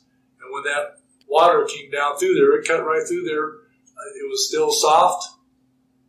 Yeah, it was still soft is one of the key things here. So, Mount St. Helens exploded, and unlike, say, the volcanoes in Hawaii, right, where you get these sort of sedate, flowy lava flows, Mount St. Helens blew up into a cloud of volcanic ash that came down as subaerial tuff, right? Oh, take a drink for Godzilla. So, one of the things about subaerial tuff is that, one, it's not lithified when it first falls, right? It's more like snow, and that you can crunch it and you can leave. Now, it's not actually snow. For instance, if you breathe it in, it'll pierce through your lungs because it's actually jagged microscopic rocks. So, maybe don't throw ash balls at people from a volcanic ash. Don't build an ash man. Yeah. Do you want to build an ash man? The answer is no. No. We don't have to build an ash man. Yeah, okay, let's not. But here's the other thing, right? It takes a while for subaerial ash to lithify into tuff. It takes more than a few months. You can tell because if you go to this gorge and you check the sides of the gorge wall, it just flakes away. Now, granted, tuff is never very hard. It's one of the softer stones out there, but it's not that soft. So what Pete is saying is that, hey, in unconsolidated ash, you can erode a gorge in a few months, to which I say, yup. Do you have evidence that you can do that in, lithified shale, sandstone, schist? Let's not forget that the basement rocks in the Grand Canyon are made of things like schist, a metamorphic rock that has been transformed from volcanic rock, igneous rock, that, you can't really have unlithified schist. That's not how it works. It starts out as rock and then it turns into schist. I really want to read Mr. Willis's comment. Do it. Pneuma ultramicroscopic silica volcanosis. That is a real word.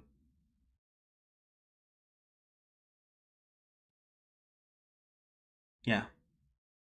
And Guptu 3, Job took place in China for $2, says, I hear Evil Dead has an Ash Man. It does. It does have an Ash Man. It does. You know what? Alien had a almost Ash Man. Yeah, it had ash. Well, spoilers for a very, very old movie, but it had an ash bot. There you go. Spoilers. Look, if you How's your haven't Welsh? seen, not that good. I can only pronounce the last couple syllables, so I'm not going to try for the rest of them. But maybe that's going to be a random goal I have in life. Yeah, learn enough That's the one, Welsh City to of be able to. Wales. Yeah. And it's funny because that's just like the directions to get there, which, hey, fair. So another thing about the Grand Canyon is that we know that most of the layers were lithified before the river cut through them. Because if it didn't, then you would get smearing between the layers, which we don't have. So they had to be lithified before the next layer was laid down. And since they had to be lithified before the next layer was laid down, and we have all of them in sequence, they had to be lithified also before they were eroded. So this is not a good analogy. In fact, this is a very poor analogy, which I suspect is why creationists use it, because they always use bad analogies. It all washed out in 6 days. Androids are people too, says DM Luca was a trilobite confirmed wing bodist. Okay, but are androids men? Because it said Ash Man. And even if we say that we're using man to mean human, like in the Old English man, M-A-N-N sense, it still doesn't work, because he still wasn't man. He was still a robot. So whether he's a robot, whether we're going for robot personhood or not, Ash was still not an Ash Man in Alien. 1/40th the size of the Grand Canyon. So do the math. The Grand Canyon could have formed in less than a year. That is not how that math works. Okay, I really fucking do the math.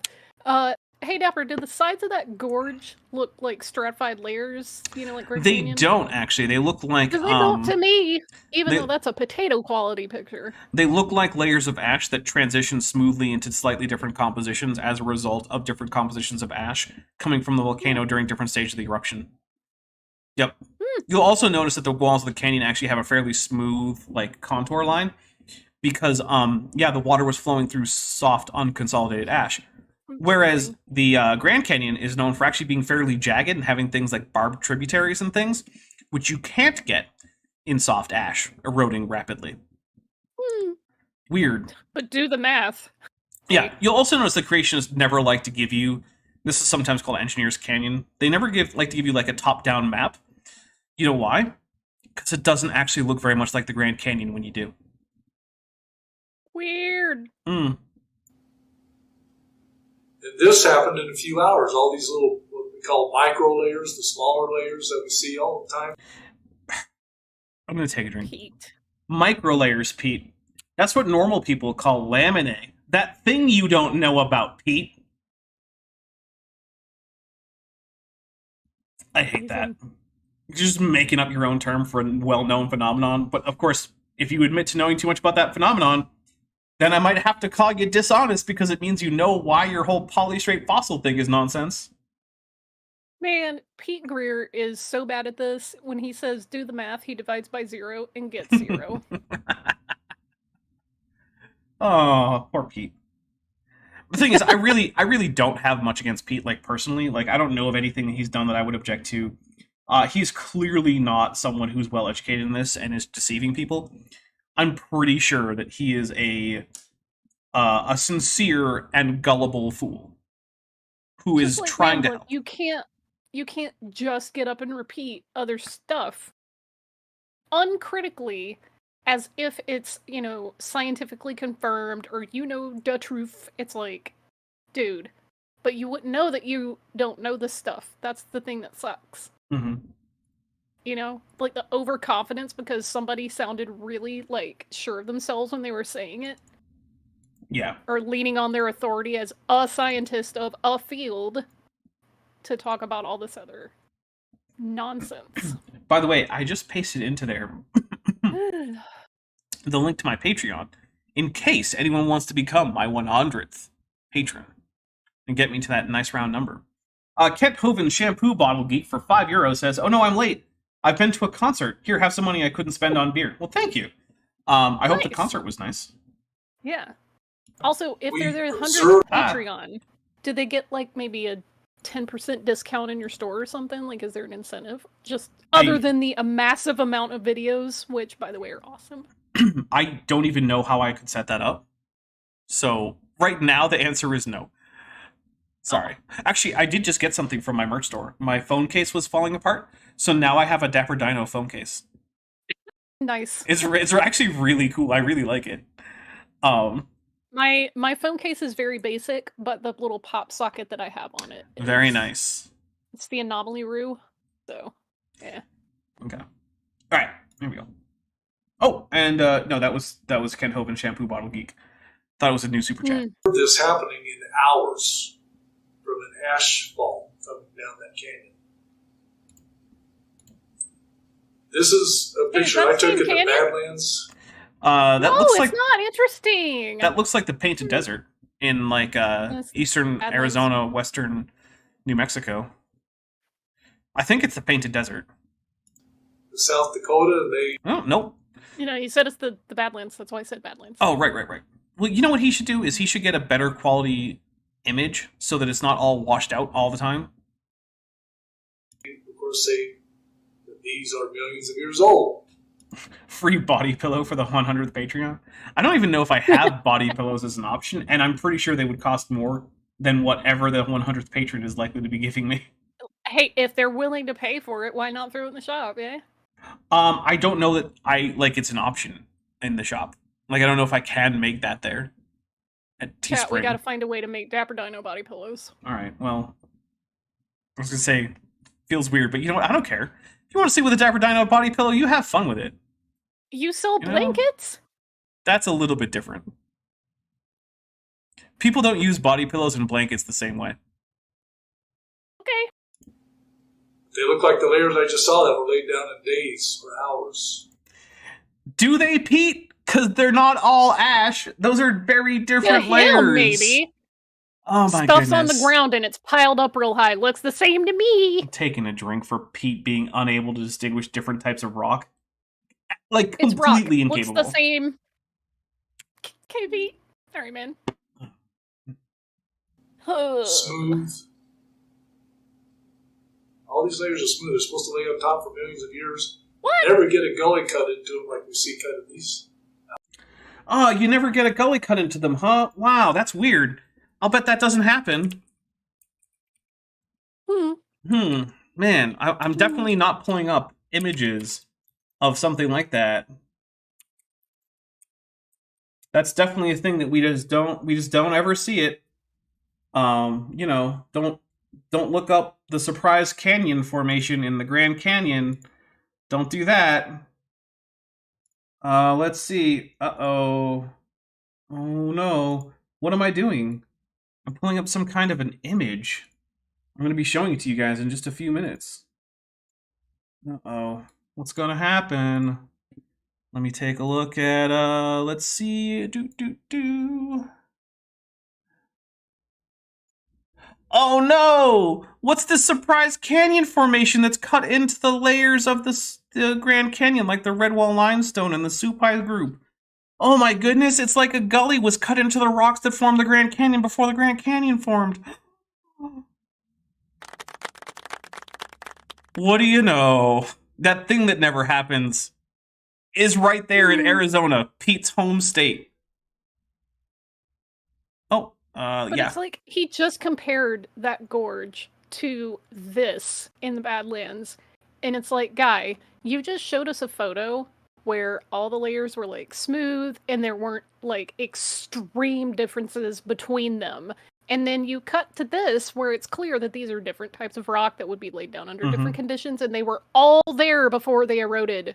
And I love it wasn't all washed out at the same time, like it wasn't that gorge. What the heck, man? And I love that his complaint is basically like, well, in this picture, there's no evident gorges in these rocks. And it's like, okay, but there are in other rocks. Pete, that's not a representative of the whole globe. I'm taking another drink. This is too dumb. Man, I just can't. if I had the skills, I would re-edit the Skinamarink trailer for him to be in this photo. In this photo. In this photo. And that would be it. Can I get this video to look like Skinamarink is the real question. Let's see. I mean, at least his display slides part. Because those are garbage enough quality to kind of not take as much effort. But you know, hey. All right, I'm going to see if I can get this to be Skinamarink worthy. God, I love that movie so much. Let's see.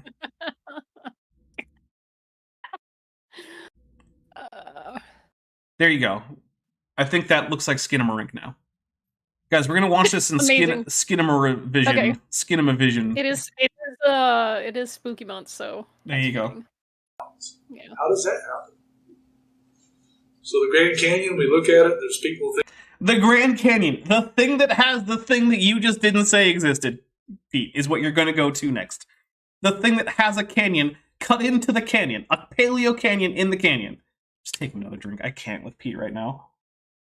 Metajetta says, "Woo, 100 Patreon friends." Oh wait, did we just get another patron? Not that I'm seeing, but sometimes there's a delay. that a lot of time a little water cut the Grand Canyon, and some people think that a lot of water in a little time, that's the flood. Yeah, by some people he Christine means... says, the slide got easier to see. Chat's like, the slides are easier to see now. Oh no. Terrible. Well, a river cut a butte in the middle of the canyon. Yeah. Sometimes rivers go around harder things, forming what you might call an island, Pete. Have you never heard of islands in rivers? They occur. Have you heard of Manhattan, Pete? Why is it this week has been so bad for the live streams? I don't get it. I have to take another drink. Oh my goodness. Look, it's spooky month, so everything is just worse. Maybe it's that here is to cause what it you is. more pain. Also, Jillian Wren says, "Hey, Dapper Dinosaur, for the 3rd time I joined today." Oh, I'm sorry. I wasn't seeing that. Oh, you did? Thank you very much. I really do appreciate that. Oh, I think... Was that... Did you send me a message? On Patreon? Oh, Fearmonger said 100th. Oh, yeah, it must not have come in. Thank you very much. Thank you very much, Fearmonger. Yeah, I think it just didn't come in. So, thanks. Fearmonger, if you have trouble getting onto the Discord, let me know. Yeah, I don't know why it's not updating, but the number. But thank you very much. Look at that, 100, guys. We did it. As to Ryu for 199 says, wait, isn't Manhattan Island against the ocean? It is against the ocean, but it is formed by a river splitting and then coming back together. And actually, a better example would be like the island that's currently in the middle of Niagara Falls, which used to actually just be in the middle of the river before the Niagara Falls got that far back. But yeah, like islands form in rivers. It's a thing. I don't see that happening. That's just because you're not looking, Pete. It's similar I don't elevation see it. I don't see cracks in this rock. Yeah, basically. all the way around, except where the river actually does go through. I pretend I do not see it. Smooth layers across those huge expanses. Yeah, smooth layers, except where they're not, Pete. Like, you know, the Surprise Canyon group, which is a group of rocks in the Grand Canyon. That is a paleo canyon, Pete. You're just not telling the truth about the Grand Canyon, Pete. What? Well, time for the triangle. I was going to say, like, am I just drunk or something? And I realized, well, yes, but that's not the problem. No erosion, no features in those layers. Pete, why do you think the layers are so smooth? You know what erosion tends to do most of the time, on average? It smooths things out. Just the fact that the layers are so flat is itself erosion. The fact that there is sharp transition between one layer and the next is usually because of erosion. Taking another drink. I can't with this guy right now. And, like, this is not, like, big brain, super advanced, like, geology time, right? This is pretty basic stuff, like, did you go through high school earth science, Pete? millions of years? No bioturbation? Yeah. Kureisu Yamato just said smooth, just like a creationist brain. No bioturbation in the Grand Canyon. Let's find out about that. Bioturbation. Grand Canyon. Actually, you know what? We're going to go to Google Scholar. Let's see what happens when I do a Google Scholar search for bioturbation, Grand Canyon. Give me a second. Okay. I'm going to switch over to the monitor here. Bioturbation, Grand Canyon. Look, it's an autocomplete. Bioturbation in Aeolian deposits. Is this in the Grand Canyon? Let's find out. Strawberry Vein, who's been a member for 5 months at the diapsid level, says, "Give me some spooky movie recs. Creepy and unsettling is better than violence and jump scares, but I don't mind gore, and don't just say Skinamarinky, already mentioned that one, lol. Well, Julian Wren, VHS 85 just came out last night, and it's on Shudder. Go watch it, it's good! Mm-hmm. Yep. Let's see. Team Rory. Let's put Grand Canyon in quotations so I only get... there you go. Oh, hey, look. We've got something from the Skeptical Inquirer talking about how the Grand Canyon isn't a young canyon. Let's see. Amazing. What did we watch earlier this week that wasn't VHS? That's a good question. What did we watch? Talk to Me. Talk to Me, yeah. Talk to Me. Yeah, that was good. Yep. Watch it. Yeah. Let's see. Bioturbation? Bioturbation. Why are you not... Oh, there it is. Lizzie just dropped one of my favorite movies of all time, Frailty. Ooh, I don't think I've seen that one. Yeah. Have you never seen Frailty? No, I don't think so. Maybe we'll have to watch it. I'm gonna put that in my queue right now. I have it on DVD, but I loaned it out. So this is an overview of 32 cultural sites at the Grand Canyon National Park that lie within or adjacent to the Colorado River's pre-dam flood zone. Let's see. The primary superficial processes of 47% of all the sites is erosive overflow, and including gullies, rilling, sheet wash, and piping. Diffusive processes of creep, rain splash, drip erosion, bioturbation, and surface weathering are primary processes at about 1/3 of all sites. But creep and bioturbation are also prevalent secondary or lower ranked processes. What was this? The third paper? When I searched bioturbation Grand Canyon. What are we doing here? Why is Pete saying this? Who told him this? I honestly want to know. How is it that Pete Greer got the entirely erroneous idea that there isn't bioturbation at the Grand Canyon? I honestly want to know. Oh, hey, Landon. I feel like that's just something that he heard a creationist say and just repeated it. Because that's not one thing he could come up with on his own. If I you guess look it that must up be. At all, then you wouldn't see that's not. I mean, I've heard Arthur Chadwick say the same thing about the Lance formation, despite the fact that his own students' papers, who he signed off on, because I've seen copies of the papers, because they were master's theses, actually say, oh, hey, look, extensive bioturbation in these levels. And then, like, he goes on, is Genesis history. He's like, oh, yeah, we find almost no bioturbation at all in the Lance formation. Like, really? Because that's not what the paper that you signed off on said when your student was doing work. Weird how you say one story to your students and another one to the cameras of Is Genesis History, their art. Very. I actually called that guy on the phone. Art Chadwick. I called him to find out when he did the interview, because I wanted to see if the interview was before or after he signed off on the paper, indicating extensive bioturbation. Unfortunately, he didn't remember when the interview was, so I couldn't use that to nail him. And I didn't lie about who I was, but I was just like, oh yeah, hi, I just watched Is Genesis History, and I found your interview really interesting, which I did, just not in the way he would want me to. I was like, I was just wondering, when did that happen? When were you interviewed for that? And he was like, oh, I don't know, and he gave me this 8-month time range. I'm like, oh, okay. To be fair, he is pretty old. He might honestly just not remember. Little record of life going between those two layers. All these things point that those layers were laid down rapidly. So bent sedimentary rock is all over the earth. Here's a fun thing. Hey, guess what you can't do when rock is soft? You can't bend. I mean, mud soft, you can't bend it. You can't bend it It's without... all mushy. You can't bend it without causing the layers to blur into each other.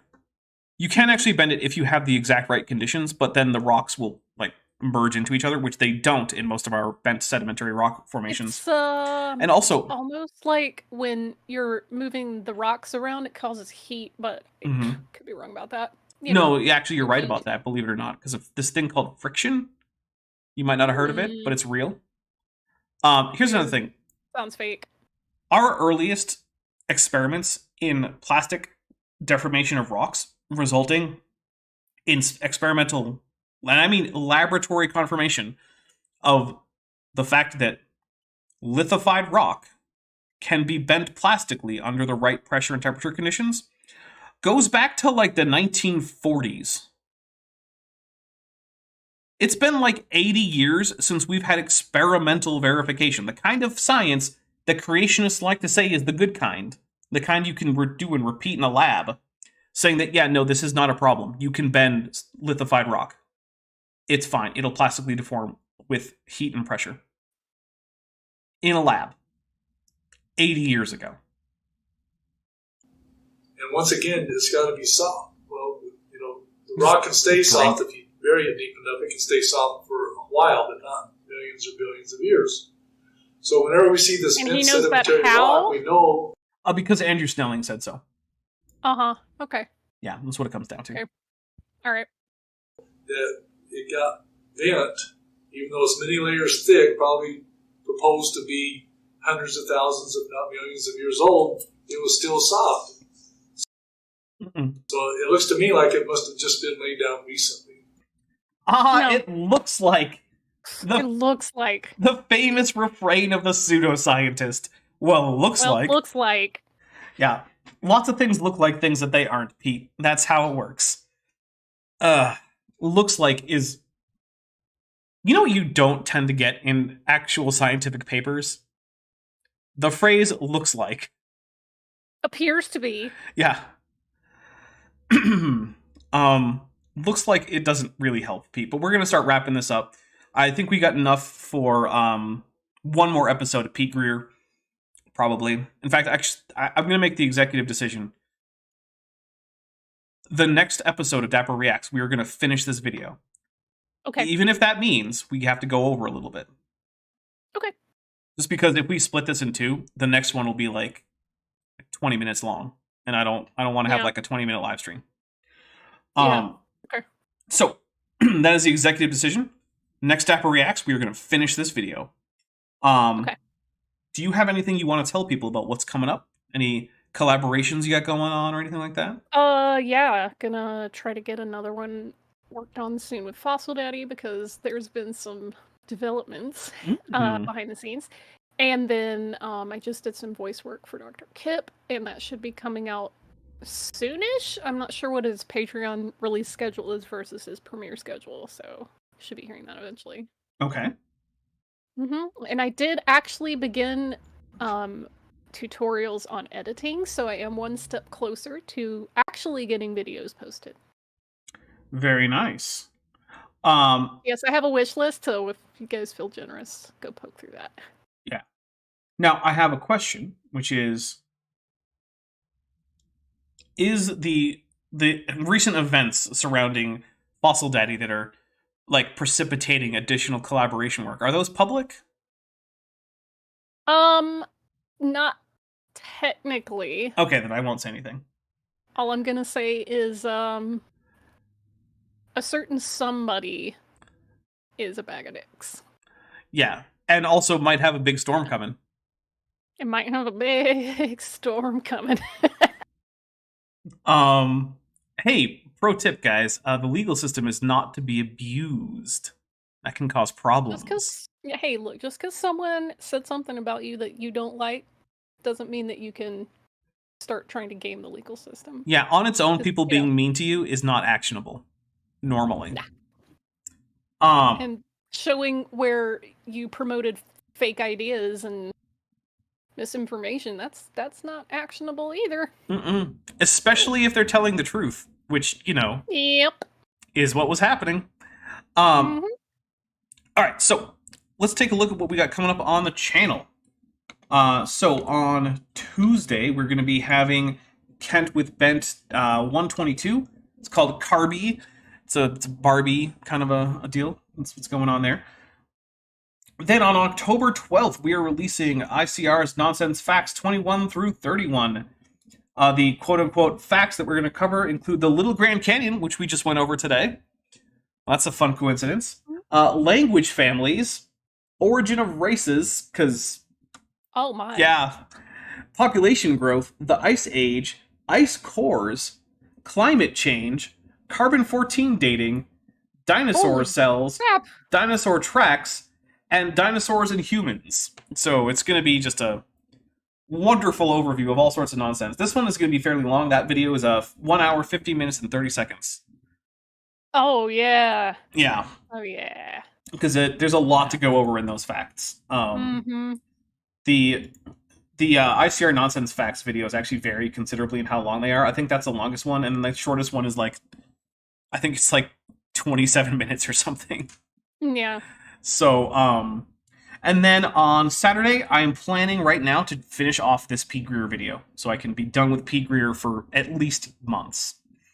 Are we gonna treat that as our 6-month bitch made celebration? Yeah, we can do that. We can have a combo 6-month. Yeah, we'll have to get together in the next week or so I can figure out exactly what we want to do to make it feel special and not just another day. So. Okay. Cool.